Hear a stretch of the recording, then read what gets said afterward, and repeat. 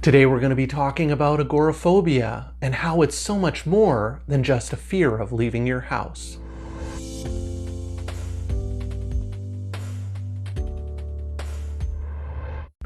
Hi everyone! In today's video we're going to be talking about the anxiety disorder known as agoraphobia.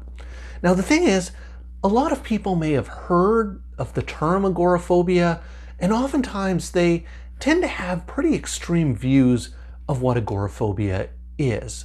Often picturing that person who never leaves their home, only looking out the window by peeking through their blinds and not ever interacting or engaging with the world or other people. The problem with this extreme view of agoraphobia is that it tends to lead to a pretty significant misunderstanding of what agoraphobia actually is, and that's what we're going to be talking about in today's video. But before I get into that, just a couple of disclaimers to go over. I'm a registered psychologist in the province of British Columbia, Canada, and this video is for informational purposes only. It is not intended as a substitute or replacement for advice from your doctor or mental health professional. Now, with those things out of the way, let's start talking about agoraphobia. Now, at the heart of it, agoraphobia is an anxiety disorder, similar to other anxiety disorders like panic disorder, social anxiety disorder, specific phobias, those types of things. The hallmark feature of agoraphobia is high levels of fear or anxiety in various situations. These types of situations are things like using public transportation, riding on buses, taking trains, taxis, ships, airplanes. Situations in which once you get on whatever form of public transportation it is, you're stuck there until you get to your destination or whatever the next stop is. Other situations include things like being in wide open spaces, like wide open parking lots, open marketplaces, on big wide open plazas, open fields, on bridges. The situations in which you feel like there's a lot of space and openness all around you. Some people become anxious in enclosed places, things like shops, theaters, cinemas, church, any place where there might be limited entrances and exits. Another anxiety-provoking situation that's common in agoraphobia is being in a crowd of people or standing in a line.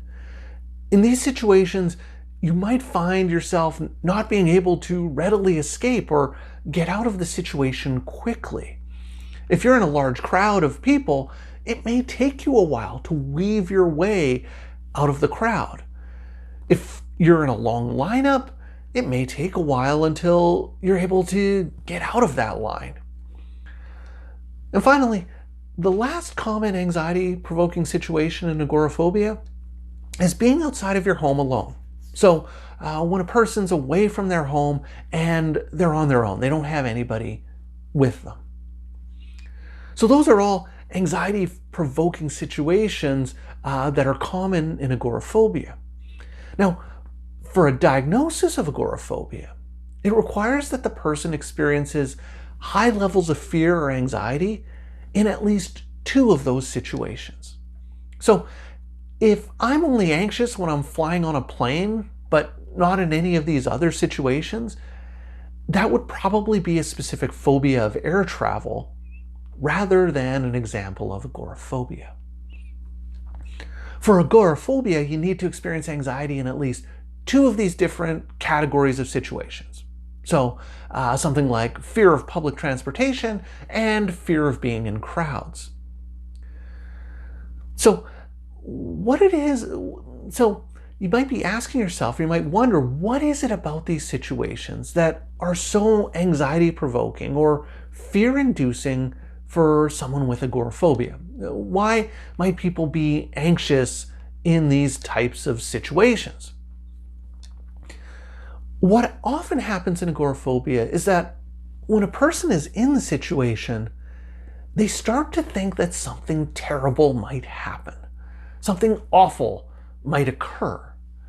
And one of the key similarities between all of the situations is that if something terrible were to happen, if something awful were to take place, it would be difficult to escape from the situation and get to safety. The person may think, I'm stuck here. I can't get out of here, and I can't get help in case something really terrible were to happen. So if I'm in a large crowd of people and I start to feel lightheaded or I start to feel unwell, it's going to be really challenging for me to get out of that crowd. If I'm on an airplane and I start to feel like something bad is going to occur on the plane, I can't get out of there anytime I want, and I have to wait for the plane to land before I can get to a place where I might feel safe.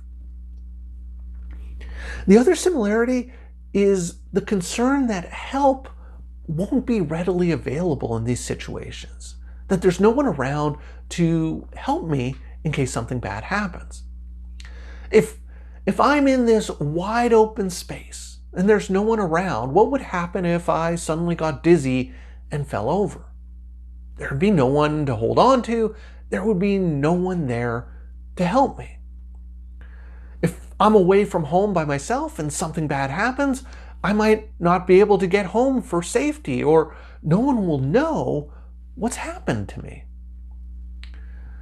Now notice, the concerns that people have in these situations can fall into categories of negative things that might occur. Quite often it's the case that the person is concerned that they're going to have a panic attack in a situation and that they won't be able to escape in order to calm themselves down and try to stop the panic attack. Other common feared events are things like feeling nauseous and worry that I'm going to throw up. For people with irritable bowel syndrome or gastrointestinal difficulties, they may feel anxious about having to go to the bathroom, but not being able to get out of the situation or find a bathroom in time. In agoraphobia, what tends to happen is the amount of fear or anxiety that a person experiences tends to vary depending on how stuck they feel in that particular situation. So, for example, if I'm on the subway and I know that the next stop is coming up in a minute, that might cause a lot less anxiety for me than if I'm on a 5-hour flight across the country. If I'm on the edge of a crowd and notice that I'm starting to feel anxious about being lightheaded or dizzy, I know that I can get out of the crowd relatively easily. But if I'm in the middle of the crowd, if I'm in the middle of thousands of people, I'm likely going to experience a lot more anxiety because it's going to take me a lot longer to get out of there.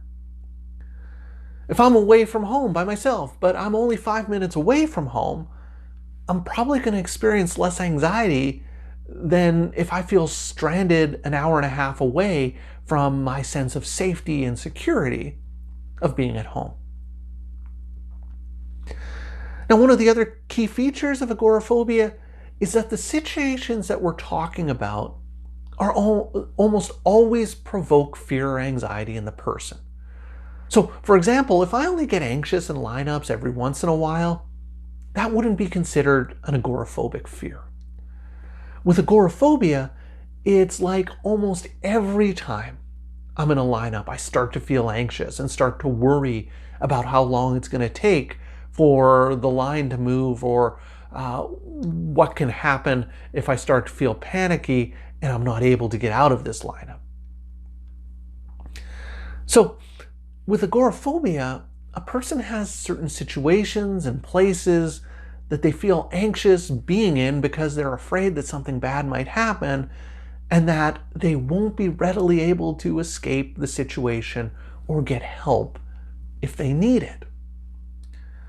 Now, as a result of this fear and anxiety, the situations tend to be actively avoided by the person. What this means is that the person makes lots of efforts to try and avoid or limit the amount of time or the amount of exposure they have in these feared situations. So, for example, I might change my daily routine to ensure that I only go shopping at times when I know that the supermarket is going to be really quiet, and I probably won't have to stand in a line very long. I might choose to get a job closer to where I live so that I can avoid having to take the bus or public transportation to get there. I can just walk. I might buy a larger home theater system and stream movies on demand so that I don't have to go to the movie theater to watch any new movies. These are all examples of behavioral avoidance in agoraphobia. These are different ways in which a person changes their behavior in order to avoid the feared situations. But there can also be something we call cognitive avoidance.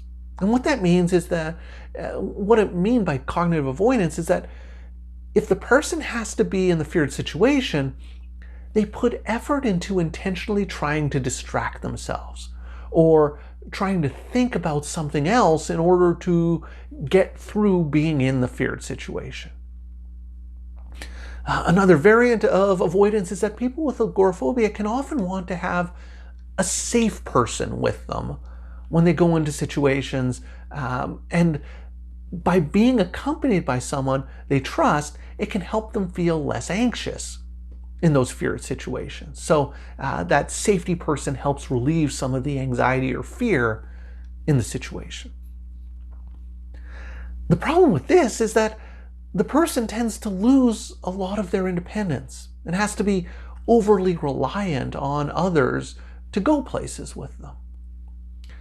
Now, as I mentioned earlier, it's quite common to see panic attacks and panic disorder in people with agoraphobia. About 50% of people with agoraphobia in clinical settings, so people who are going to see their doctor or their therapist, 50% of people with agoraphobia will also have panic disorder. So it's very common to see the two go hand in hand. And this actually makes a lot of sense if you think about it, because a lot of the feared situations in agoraphobia involve being in situations in which it would be hard to escape if a panic attack came on suddenly. One of the challenges with agoraphobia is that it tends to be a chronic and persistent condition. Without treatment, it's rare to see that agoraphobia goes away by itself. In more severe cases of agoraphobia, the ones that you typically hear about in which the person barely leaves their home, the prognosis is understandably worse.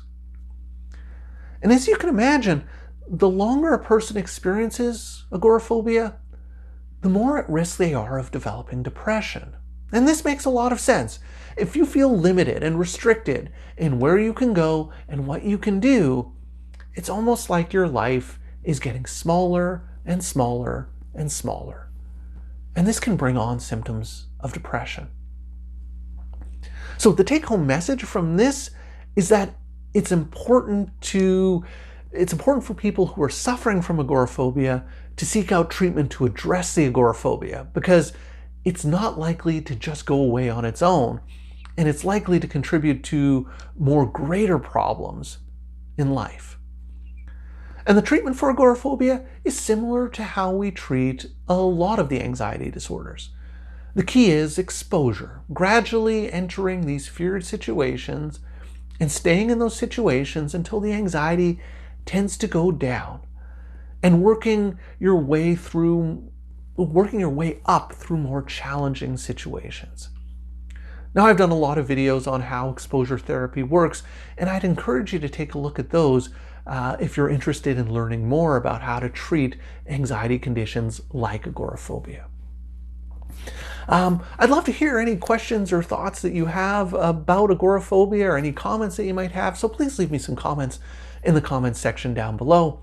If you've been enjoying my videos and would like to see more, please hit that subscribe button and notification bell, and you'll be alerted every week when I post a new video. So that's all for today's video on agoraphobia. As always, thank you for making it all the way to the end of this video, and I will see you in the next one.